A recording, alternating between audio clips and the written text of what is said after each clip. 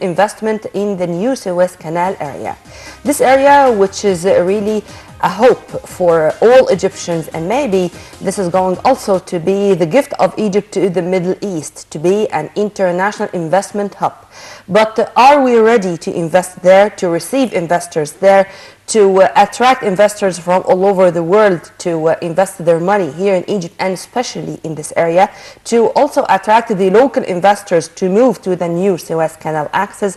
All these questions and more are going to be directed to our dear guest live here in the studio, Dr. Yoseif Mazhar, member of the Egyptian Council for Foreign Affairs and our economic expert of this segment. Thank you very much for being with us, sir, and have a very good morning first. Thank you very much. Thank you. Good morning, Dr. Mazhar, and let's first talk about the importance. Of course, we all realize the importance of this particular area in Egypt, the Suez Canal and the logistics zone and everything.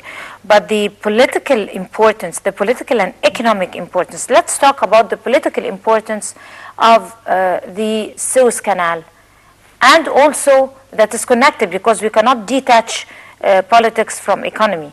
I mean, when we talk about the political importance, it's also attached to the economic importance. So what is the political importance or the strategic importance of Suez Canal and the logistics area? Yes, all right. Well, we have more or less two questions here, so let's address each one in its turn. Let's start with the strategic positioning of the canal. It's something that we locally, of course, know a lot. Also, it's accepted by many of the international investors or industrialists. And that is, of course, that apart from the fact that the climatic conditions in this part of the world are very favorable, we don't have very strong winters, we have a good environment all the time. But more important than that is that you are on a link between the Far East and Europe. That means that anything that's produced in the Far East or anything that goes from the Far East to Europe goes through the Suez Canal. And that has always been the main idea of the Suez Canal and still remains in that position.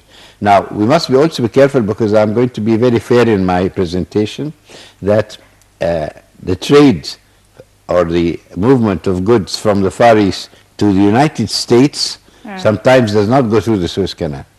With the very large ships, they go as before around the Cape and go directly to the West Coast or East Coast, West Coast through the Panama Canal, East Coast. So we get a large proportion of this activity, but not all of it. We must be clear about that, because everybody thinks that we really have, everybody has to go through the Suez Canal.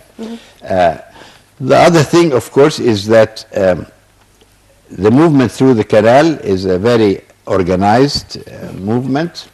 It goes more or less faultless, and we're trying now to put in an industrial area or a free zone area, which moves me a little bit to your question, which will attract investors, either local, as you said, or external.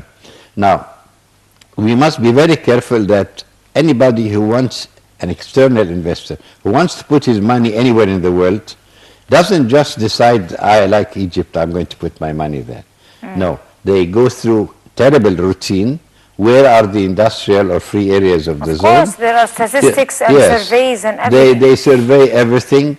They used to survey the Far East because of the low, let's say, the low wages and the productivity, etc. Now they are comparing also the Middle East, they're comparing the Gulf states, and all this is part of the, and they're even comparing things to the north of Egypt, let's say Italy. So now you are not on alone. We can't say that God has endowed us with a beautiful, etc., etc. There has to be a bit more than that, and we have to be very aware of what the other areas are presenting or what they're giving, what they are offering, to be competitive. So that is the general situation about where we are. There was a sort of question that came from here, are we sort of prepared? Exactly, sir. Because whenever we are talking about new companies or new factories to be established there, about industrial zones and about investors coming from abroad, they are not going to come with the workers. They are going to come only with their money and their visibility studies. So are we prepared to fill this gap? Because there were many suggestions, for example, to have a technical institute to graduate workers for specific industries, in a specific, for example, maritime industries, and to benefit from the Chinese expertise or the Chinese experience in this. Regarding this issue, we are talking about a long-term strategy or a long-term project. How we can start from now, because the start is very important. I get your question. Well, look, if you notice that, first of all, institutions of this form exist in this country. For example, the Ministry of Industry, where I was working for a long time, has got 52 vocational training centers. They are producing so many thousands of people every year. We've got many other institutions which are producing skilled workers, supervisors, etc. But as you probably hinted, for projects like this, you need a little bit more. And we must look at what happened to the other countries. And your question sort of insinuates, for example, in the Far East, Singapore, they went out of their way for many years just producing what the investors wanted. So it's the opposite. What are you going to do? Are you going to come and let's say assemble or produce TV sets? Okay, how many people do you think you want? 30,000. Okay, we're going to start training for 3 years before you come or until you get it, training what you want. So there are two ways of doing it. Either we're producing everything we think we're offering, and the other way is, which we have seen lately from the Far East, the investor is saying, look, I'm going to come and I know already that I need this kind of solar energy. We need solar energy technicians, for example. We need that and that. So you should do it both ways. Have a big influx of the local, but the local needs adjustment sometimes to the thinking or the idea of the investors. You have one advantage, that you're still, the wage level is still below the international wage level, still. But as you see with development and with the country developing, this can creep up.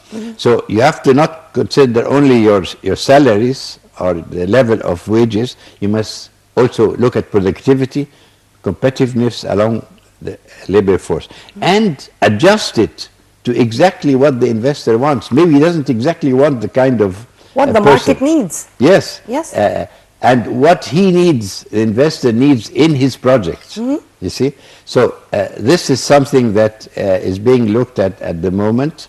And we know the minister who is now in charge of this, Mr. Darwish, he is very aware of all this. And if I'm speaking here, I'm speaking as a sort of echo to what our official people are saying.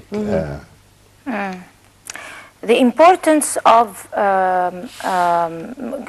having in the scene international communities. Now an international community like the European Union is interested in collaborating with this very efficient economic project, which is the Suez Canal. Yes. It's interested in investing. It's interested in opening opportunities and opening new venues, new horizons for investment there. So how is it very important to invite international communities, to attract international communities as well as foreign investors? It is, the individual foreign investors. I'm talking about the international communities or groupings. Yes, okay. How important, if you like to explain to us? Look, don't forget that any grouping of people, whether it is the EU, are made up of a number of countries. They are different countries. Sometimes they have different languages. They have got one political outlook. It is very important to get the image to the European community itself as a body that this is a favorite place to go. But you need to go further. Within that, there is a lot of individual decision making. The group makes political decisions, but individual decisions are made by countries and by organizations in countries. So if you're going to talk about an automotive industry, okay, you can talk about the EU, say, sort of stating your case. Yes, it's a good place to go. We've got good relations. They are getting better on bureaucracy. They are, etc., etc. But at the end, it is the establishment or the organization which is putting its money inside there. It's not countries. And even if though we are talking now about a Russian zone or an Chinese EU zone, at the end of the day, you're still talking about an establishment who has got economics, which studies the cost of labor, the cost of transportation, the cost Everything. of taxes, the exemptions, all this sort of thing. They're looking at that. So we have to have one eye on the blocks and appear in a very attractive way to them. But we must not forget that the decision at the end is made by the economic establishment itself. And even if they say this is a good place to go, if the calculations of the car making or TV making or whatever it is, or solar energy related industries, which is something that is also coming up, it is the final decision is the economics of it. As you know, they will study what is the rate of return, what is our costs, what are our labor costs, what are the costs of transportation, where are the markets, and this is going to be the decision. So that's the answer more or less to your question. We have to be very careful to give the correct image, and our This image... is what we are saying, sir, because all what you've kindly mentioned is their homework. What about our homework? Your homework is to do Yeah. exactly what they're thinking. I mean, this is to think out of the box, Yes. to get rid of democracy, to implement the Yes. so-called one-stop shop, which was unfortunately initiated years ago, but till the moment it's not implemented, to take care of the investment flow and how this investment flow is going to be a source of attraction, or should be a source Good. of attraction Good. to investors, not only the local ones, but the Yes. Arab and international Yes. ones. And it's not something to be ashamed of, to benefit from others' experiences. No. What other experiences we should benefit from? I mean, what countries, for example, had the same circumstances and they succeeded in eliminating all the obstacles on the way? Should we take, for example, the Malaysian experience, the United Arab Emirates experience? What experience? Okay, look, one thing we must be sure of, don't forget that we as, let's say, observers or looking at the whole thing, we assume there are things that should be done. As a matter of fact, people in charge, whether it's the Suez Canal as itself or the economic zone, and Mr. Darwish himself, Minister Darwish himself, they are not being idle. They have been traveling to all these different places. They know exactly now what happens in Singapore. They know what happens in Hong Kong. They know what happens in the Malaysia. in the Gulf, etc. They know, and they've even got all the details, the investment laws of all these companies. They know the wage levels. They know that, so they are aware now. So I think your question is that awareness. Yes, we are now aware. The thing is now, can we turn things over here to match what is being offered in other places? That's the crux of the matter. Yes. That's the crux. If you can give better offers and be more attractive, knowing now what your competitors are offering, then it will be a success.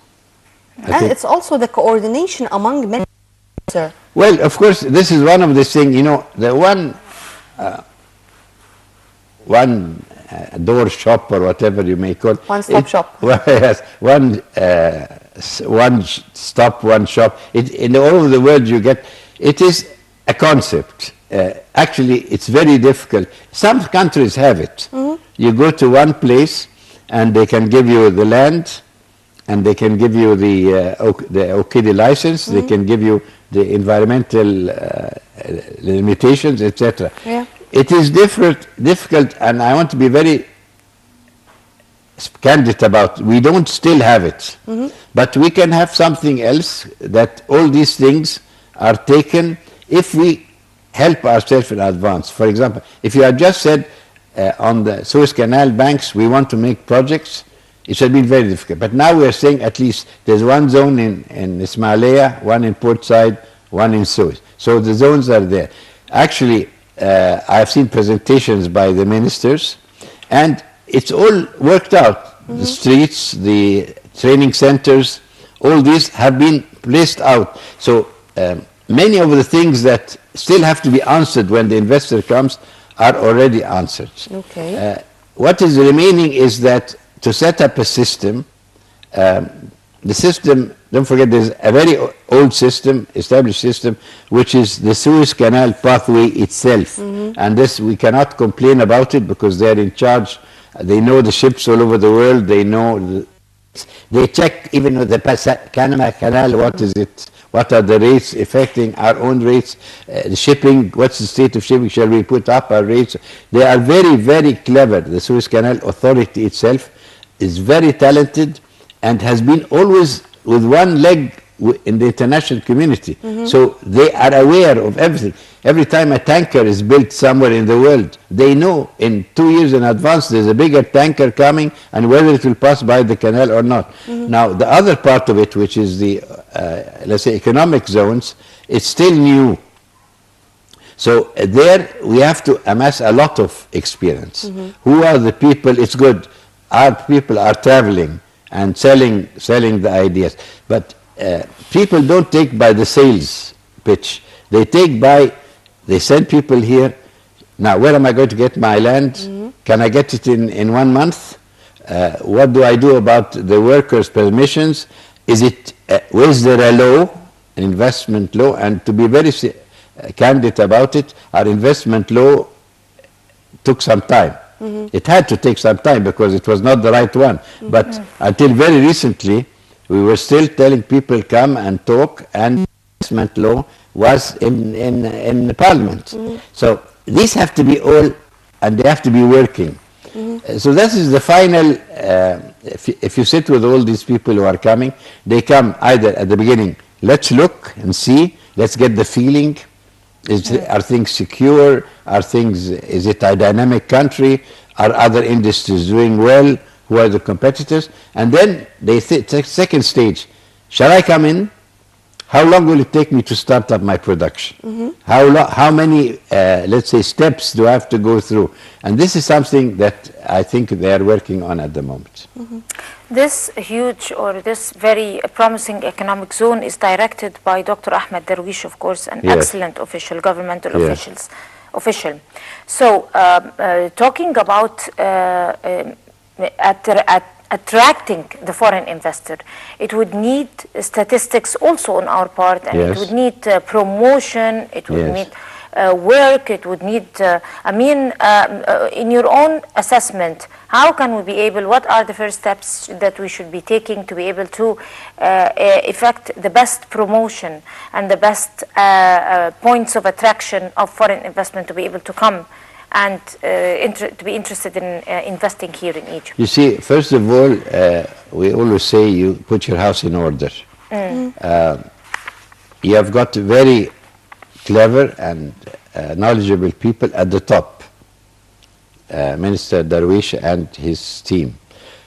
But don't forget, it's a very big responsibility, and you have to really choose and have a system, working system, up to date, attractive, everything answers ready, so that somebody come in, they can give. At the moment, it's a tremendous, let's say, push forward by the top, but I feel that they still have to fill in everybody in this organization to have a very interesting, good place to meet investors, to have facilities for them, to take them around and to show them, smooth out any connections in order to give land or to give electricity. So you're now through the idea of, okay, I have this area, everybody knows now, come along. We've been looking at more country-oriented, so we talk about Korea, we talk about Russia, but I'm saying at the end of the day, it's still the organization itself. Maybe if you give an area to a country, they internally will shift, but this is more in countries with a planned economy, let's say, but in the free world, everybody makes his own decisions. And even you see now in the United States with a new president trying to court or to woo, he goes once to the aircraft industry. He was there yesterday at in the aircraft industry. You go to Silicon Valley people. So these are the people who are going to take the decision at the end. So you get the green light politically, you get the green light that these countries want to come in. But at the end, it's the chairman, it's the CEO, it's the board of directors, it is the, let's say, the investors in these companies who will say, I want to locate into Egypt or not. Amen to that, sir. Well, Dr. Yoseif Mazhar, member of the Egyptian Council for Foreign Affairs, thank you very much for your input, sir, and have a very good day. Thank you very much, and thank you for the questions. I think you brought out a lot of the, let's say, the pending and important issues of this program. Seizing the opportunity that we have you, sir. Thank you. Thank you. Thank you so much for coming. Right after the short break, we are going to be back, so stay tuned.